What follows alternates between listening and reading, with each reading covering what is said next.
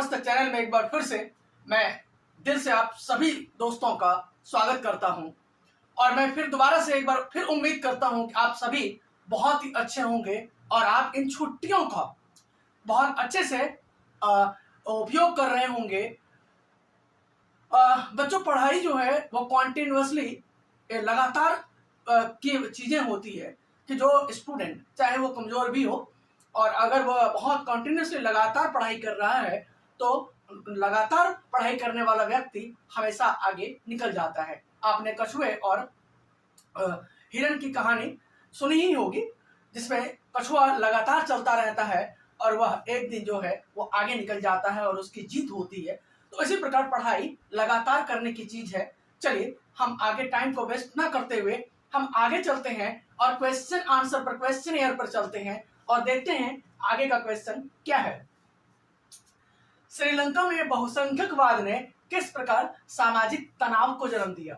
अब मैंने बता चुका था आपको बहुसंख्यकवाद का मतलब है, बहुसंख्यकवाद के बारे में मैंने बता चुका था, मेजोरिटी और माइनॉरिटी। तो श्रीलंका में जो है मेजोरिटी की संख्या जो थी, मेजोरिटी की संख्या श्रीलंका के जो मूल निवासी थे वो सिंघली था, आपको पता है। तो सिंघली जो मेजोरिटी में थे उन्होंने किस प्रकार श्रीलंका में टेंशन क्रिएट किया, प्रॉब्लम क्रिएट किया, एक लड़ाई को क्रिएट किया, लड़ाई किस प्रकार बढ़ाया इन लोगों ने। जबकि हमने बेल्जियम में देखा था कि दोनों लोगों ने, दो समुदाय के लोगों ने किस प्रकार टेंशन को कम किया था, जबकि श्रीलंका में श्रीलंका के जो मेजोरिटी थे उन्होंने माइनॉरिटी पर बहुत अत्याचार किया और प्रॉब्लम को कम न करते हुए इसको बढ़ाने पर बल दिया। देखते हैं, मेजोरिटिज्म के तहत, बहुसंख्यकवाद के तहत सिंगलियों के हितों पर विशेष ध्यान दिया गया। श्रीलंका में क्या किया गया कि जो मेजोरिटी में थे, श्रीलंका के सिंगली जो लोग थे, जो बौद्ध धर्म के मानने वाले थे, जो वहां के मूल निवासी थे, उन्होंने सिंगलियों पर विशेष ध्यान दिया। यानी उन लोगों के भलाई पर, उनके क्षेत्र में डेवलपमेंट के कार्य कराए गए, उनके जहां जहां भी बड़े बड़े ऑफिसर होते थे सब सिंगली के लोग ही अपॉइंट किए जाते थे। जहां जहां भी नेता होते थे लगभग उन्हीं के मंत्री बनाए जाते थे।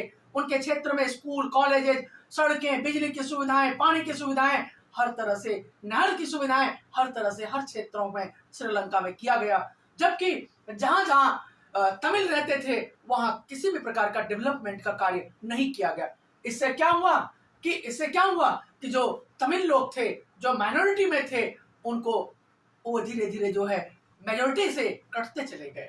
और ये आपस में यही इन्होंने रास्ता निकाला कि भाई जब तक हम लड़ाई नहीं लड़ेंगे, संघर्ष नहीं करेंगे, तब तक हमें हमारा अधिकार नहीं मिल सकता।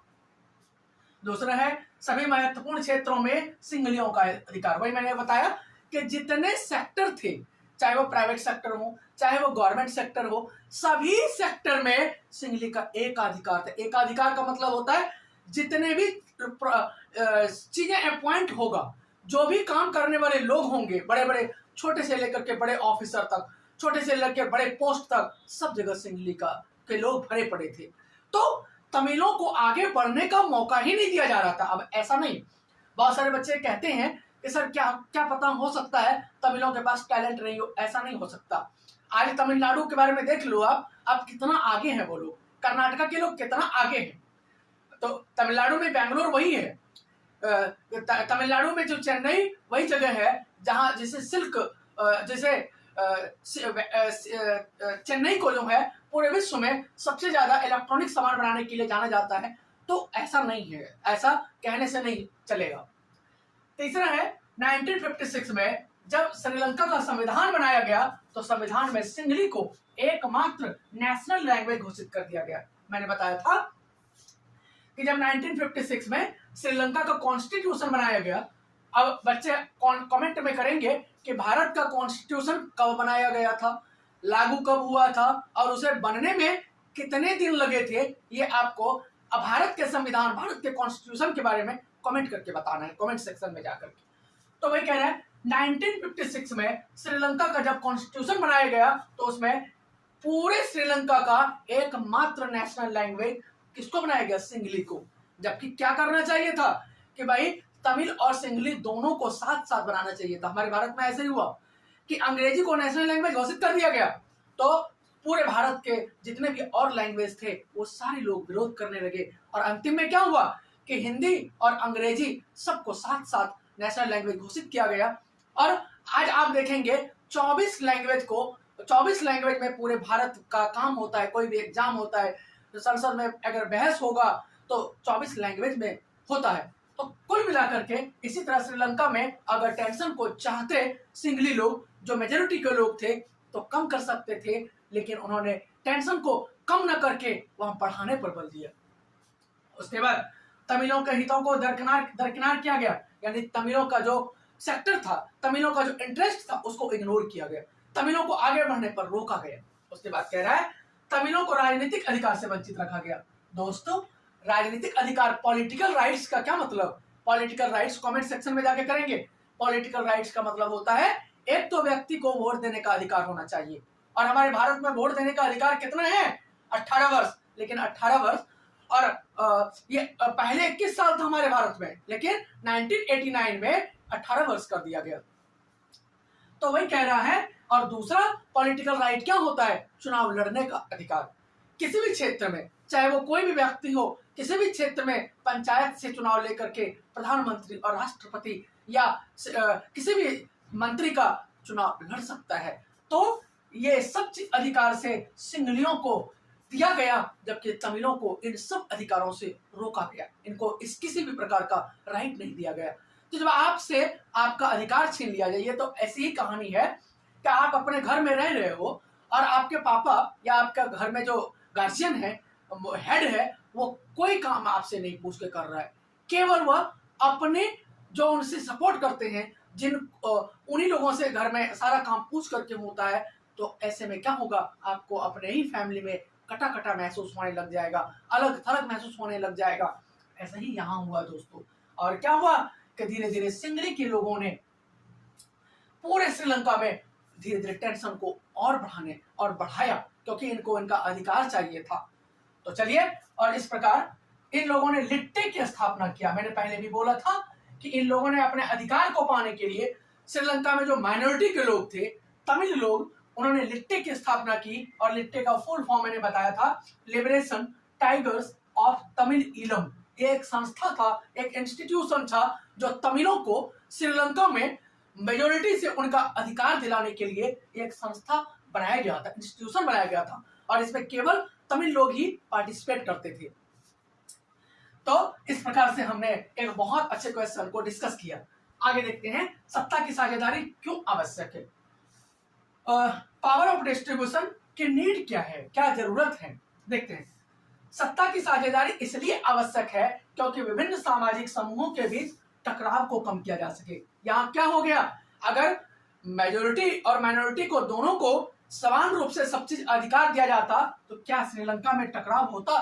क्या टेंशन होता? नहीं होता।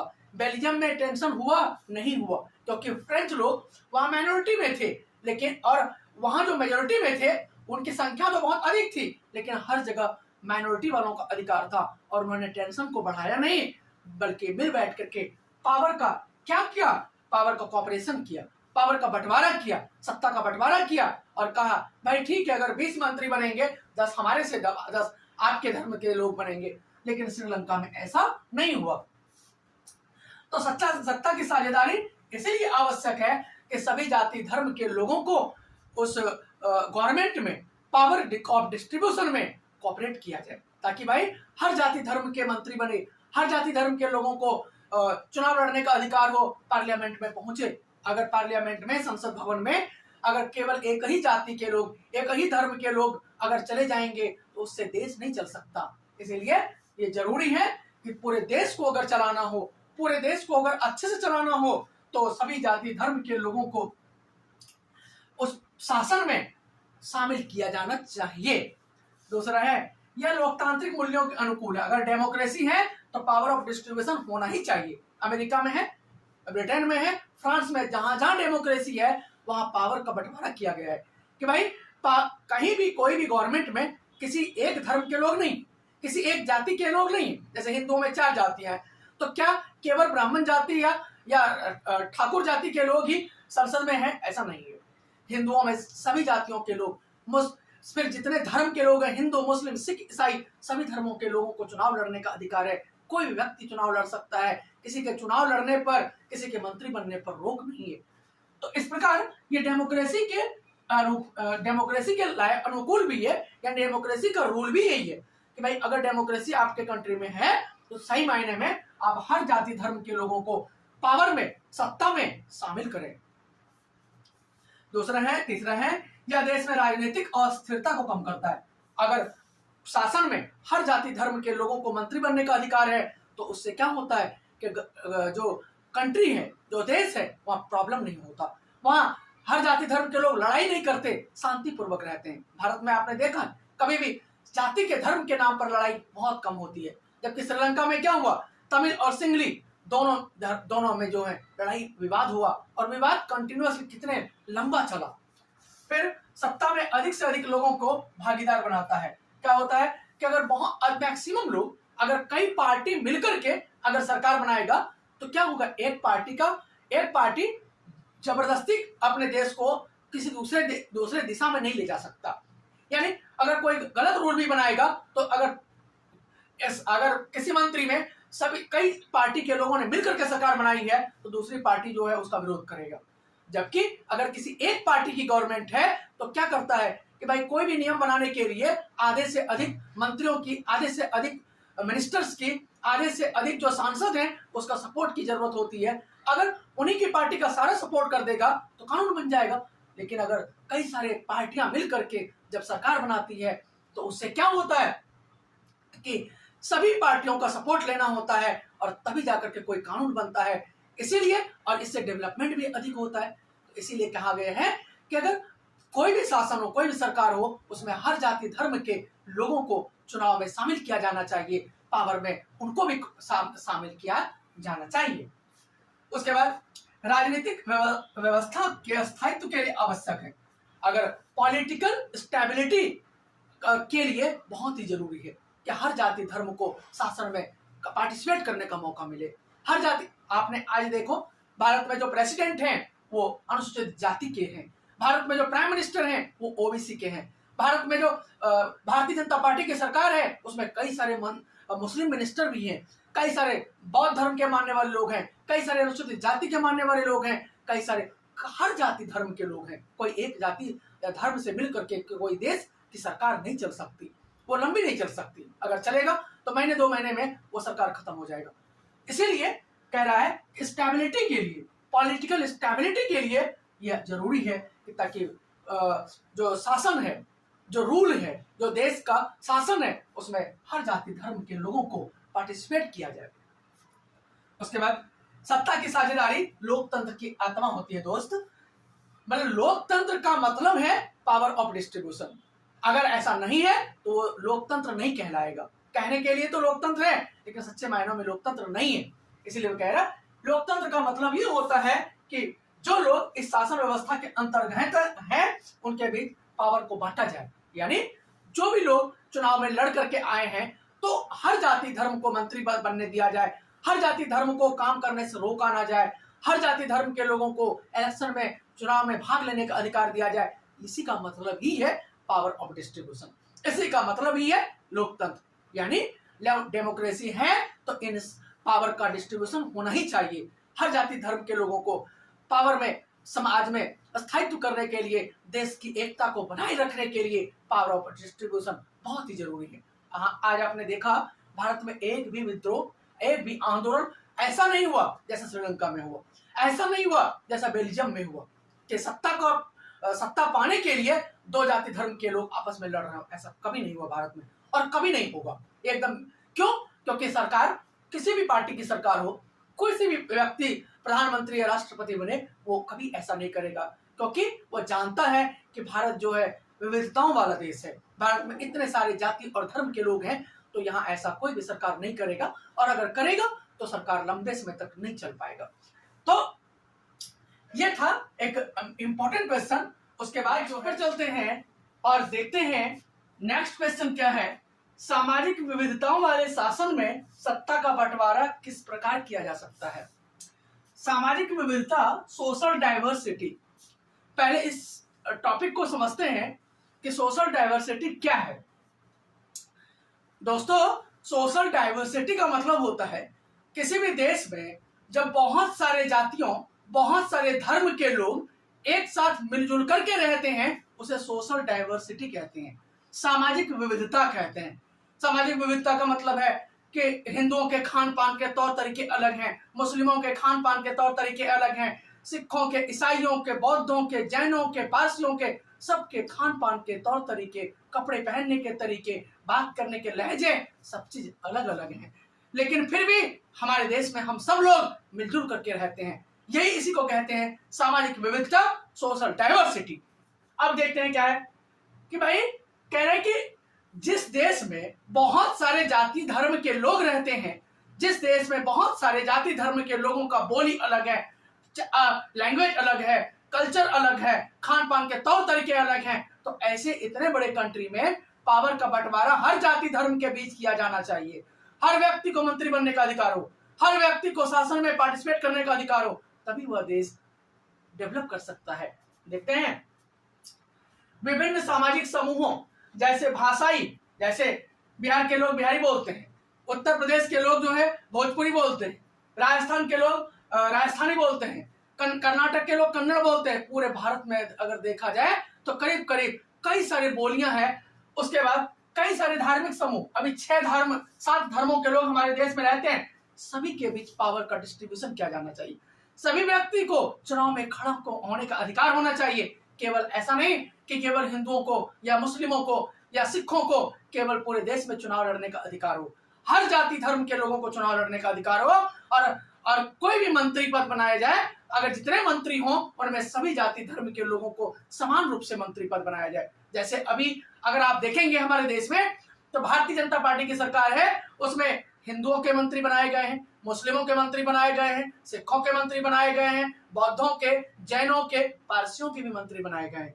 उसके बाद हिंदुओं में निचली जातियां, ओबीसी की कास्ट के लोग, ऊंची जातियों के लोग, हर जातियों के लोगों को मंत्री पद या मिनिस्टर के रूप में बनाया गया है। क्यों? क्योंकि हमारा देश जो है वो सामाजिक विविधताओं वाला देश है, और इसी को पावर ऑफ डिस्ट्रीब्यूशन कहते हैं।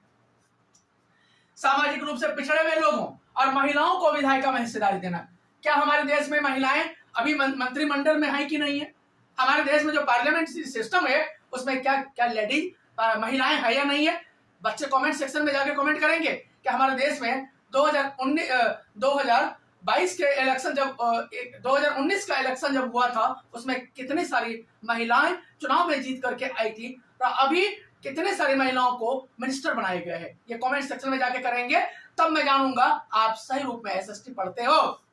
उसके बाद तो जब महिलाओं को भी पार्टिसिपेशन दिया जा रहा है, महिलाएं भी चुनाव लड़ रही हैं, वो भी मंत्री बन रही हैं, तो इसी को कहते हैं पावर ऑफ डिस्ट्रीब्यूशन। उसके बाद अल्पसंख्यक समुदाय को आरक्षण देकर, हमारे देश में क्या था, जो अल्पसंख्यक समुदाय थे, जो जैसे अल्पसंख्यक समुदाय का मतलब है जिनकी संख्या कम हो, जैसे मुस्लिम माइनॉरिटीज को कहते हैं। मुस्लिम है, हिंदू को संख्या करीब करीब 79% के आसपास है, 19% के आसपास मुस्लिमों की संख्या है, 1% बौद्ध, जैन, पारसी, ये सारे लोग हैं। तो जिनकी संख्या कम होती है उसे जो है अल्पसंख्यक कहते हैं। और भारत में अल्पसंख्यकों को विशेष स्पेशल अधिकार दिया गया है, ताकि उनको यह ना लगे, ऐसा ना लगे कि हमारे भारत में हमारे साथ भेदभाव किया जा रहा है। उन्हें भी आगे बढ़ने का, उन्हें भी चुनाव में भाग लेने का, उन्हें भी सरकारी नौकरियों में अच्छे ऊंचे पोस्ट लेने का अधिकार है। तो उसके बाद अत्यंत पिछड़े वर्ग, जैसे अनुसूचित जाति, अनुसूचित जनजाति और ओबीसी कास्ट के लोगों के लिए अलग से रिजर्वेशन दिया गया है। क्यों?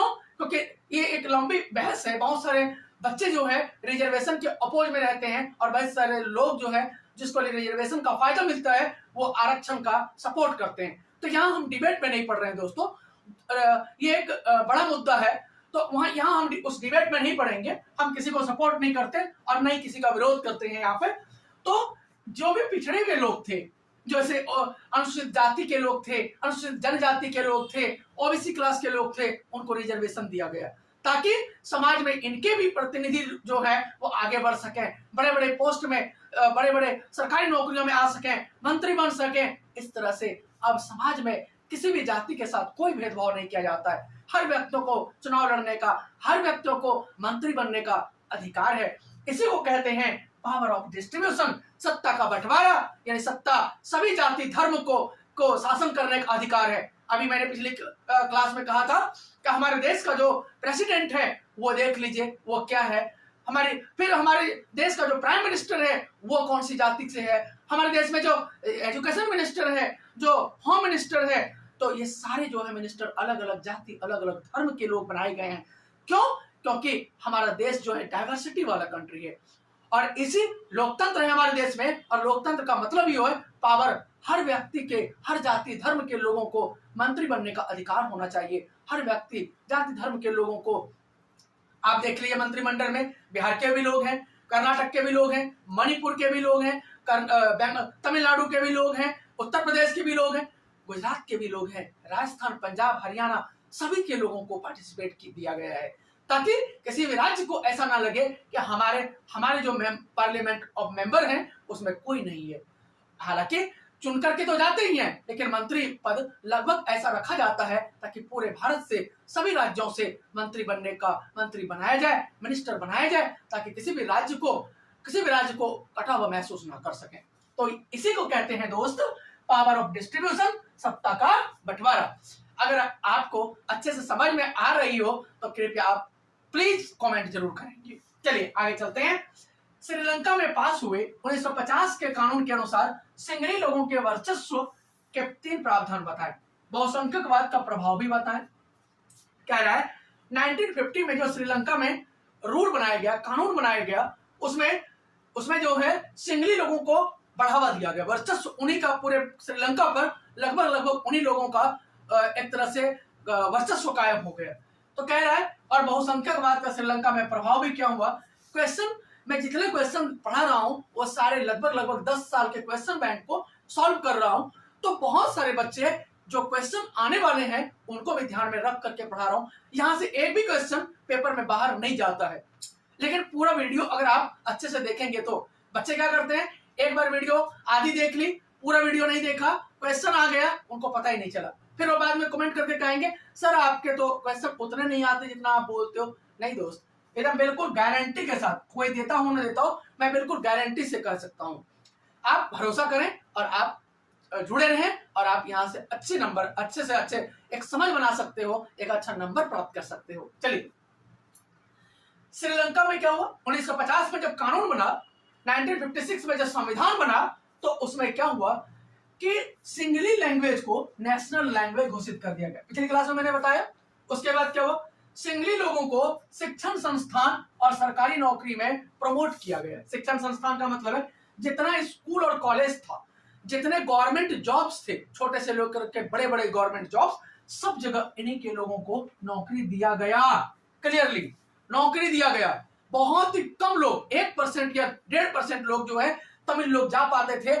उसके बाद भी अगर किसी तरह सेलेक्ट भी हो गए तो उनका शोषण किया जाता था, उनको दबाया जाता था, उनको सताया जाता था, उनको काम करने नहीं दिया जाता था स्वतंत्रता पूर्वक। छोटी सी भी गलती हो जाए तो उनको सारे लोग मिल करके दबाने की कोशिश करते थे।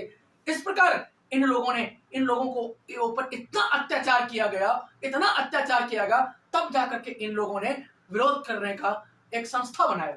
देखते हैं, सिंगली लोगों को राजनीतिक प्रक्रिया में स्वतंत्र रूप से भाग लेने का अधिकार, यानी इलेक्शन लड़ने का और मंत्री बनने का और वोट देने का, ये अधिकार उन लोगों को केवल दिया गया। और इन लोगों को अगर दिया गया तो बहुत कम मात्रा में दिया गया।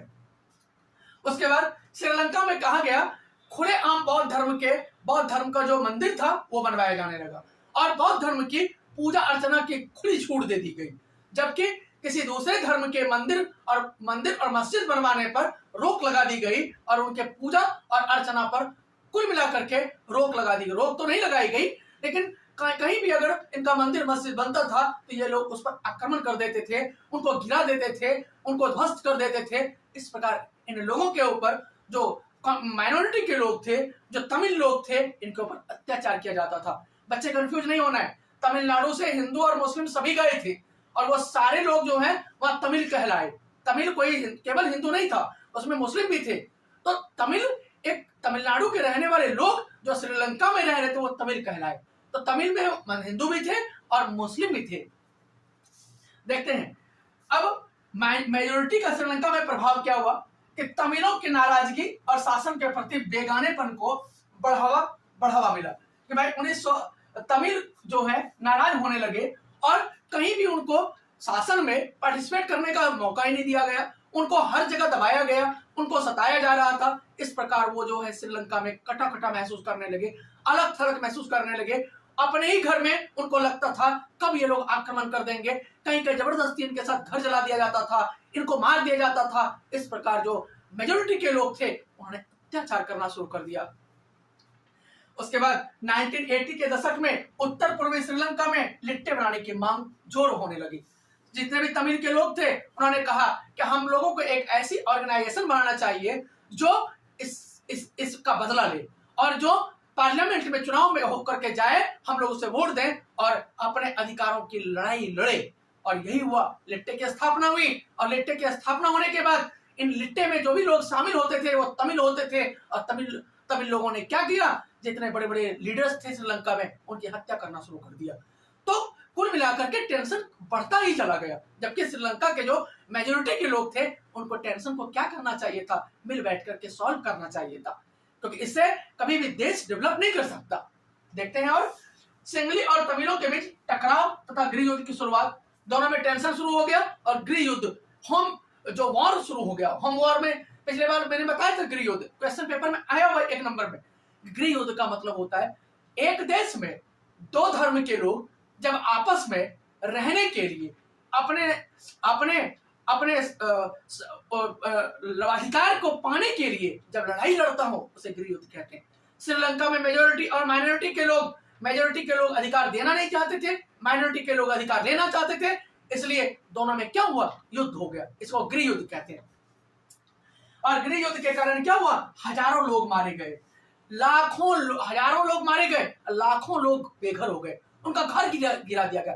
घर में जो मेजोरिटी के लोग थे वो आग लगा देते थे, लोगों को मार दिया जाता था। इस प्रकार तमिल लोग जो है उनको मारने लगे, वो लोग मेजोरिटी के लोग जो है सिंगली लोग तमिलों को मारने लगे। इस प्रकार ऐसा लग रहा था कि काट मार वाली कंडीशन आ गई थी तमिलनाडु में, श्रीलंका में। लेकिन क्या किया जाए, दूसरे देश इस मैटर में इंटरफेयर भी नहीं कर सकता था। हालांकि इंडियन गवर्नमेंट कर सकती थी, लेकिन चूंकि किसी दूसरे के देश में जाकर के कोई भी गवर्नमेंट, किसी भी कंट्री की गवर्नमेंट इंटरफेयर नहीं करना चाहती है, क्योंकि भाई ये उनका घरेलू मुद्दा है। वो इस मुद्दे को, वो इस प्रॉब्लम को खुद ही सॉल्व करें, तक सभी कंट्री ऐसा ही सोचते हैं। वही हुआ, युद्ध के कारण देश के सामाजिक, सांस्कृतिक और आर्थिक जीवन बुरी तरह प्रभावित हुआ। जो वॉर स्टार्ट हो गया दोस्त, उसमें क्या हुआ, सोशल जो कल्चर था, कल्चर खान पान के तौर तरीके, लोग पूरा डिस्ट्रॉय हो गया। लोग पूरा जो है घर भर, कई लोग शरणार्थी के रूप में आकर के भारत में फिर दोबारा से बसने लग गए, क्योंकि उनको वहां से भगा दिया जा रहा था। उसके बाद कई दूसरे कंट्री जा करके बसने लग गए, तो ये कंडीशन हो गई। जबकि वो 300-400 सालों से श्रीलंका में शांतिपूर्वक रह रहे थे। ऐसा नहीं था कि ये लोग जो है उन पर अत्याचार करते थे, लेकिन जब इनको इनका अधिकार नहीं मिला, इनके क्षेत्र में डेवलपमेंट नहीं हुआ, इनके क्षेत्र में बिजली नहीं पहुंचाई गई, इनके क्षेत्र में सड़कें नहीं बनाई गई, इनको पढ़ने लिखने का अधिकार नहीं दिया गया, इनको अपना लैंग्वेज बोलने का अधिकार नहीं दिया गया, तो आखिर ये क्या करते। आखिर इनके पास एक ही रास्ता था कि लड़ाई लड़ करके अपने अधिकार को प्राप्त करें। और क्या हुआ, आर्थिक जीवन पूरी तरह प्रभावित हुआ। यानी जो इकोनॉमिक इनका लाइफ था, जहां बिजनेस था, सब जला दिया गया। इनके बिजनेस को चलने ही नहीं देते थे। कहीं भी कोई भी दुकान खड़ा करता था तो उनको आसपास के लोग दबाने की कोशिश करते थे। इस प्रकार से जो तमिल लोग थे, जो माइनॉरिटी के लोग थे, जो माइनॉरिटी के लोग तमिल लोग थे, इनके ऊपर बहुत ज्यादा हैरेसमेंट किया गया, बहुत ज्यादा अत्याचार किया गया। और इस प्रकार इन लोगों ने परेशान होकर के लिट्टे की स्थापना की, और लिट्टे के द्वारा स्थापना के बाद इन लोगों ने लिट्टे के सभी लोगों को, अपने कम्युनिटी के लोगों को वोट देकर के जिताया। और ये लोग जब पार्लियामेंट में, श्रीलंका की पार्लियामेंट में चुन करके गए, तो इन लोगों ने विरोध करना पार्लियामेंट्री सिस्टम के थ्रू शुरू कर दिया। तो केवल इन लोगों ने हत्या ही नहीं किया, केवल इन लोगों ने लड़ाई नहीं लड़ा, ये लोग पॉलिटिकल राइट्स के थ्रू। अब आप कहेंगे सर जी इनको लड़ने का अधिकार ही नहीं दिया गया।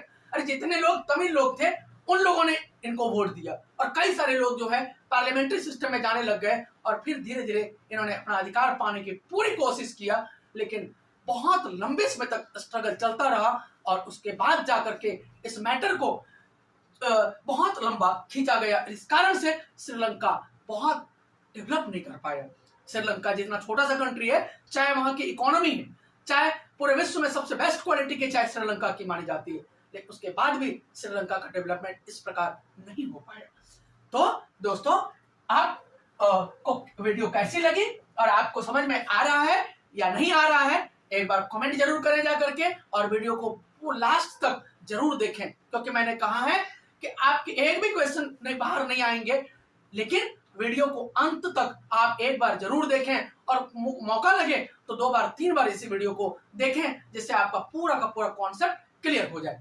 चलिए, जय हिंद, जय भारत।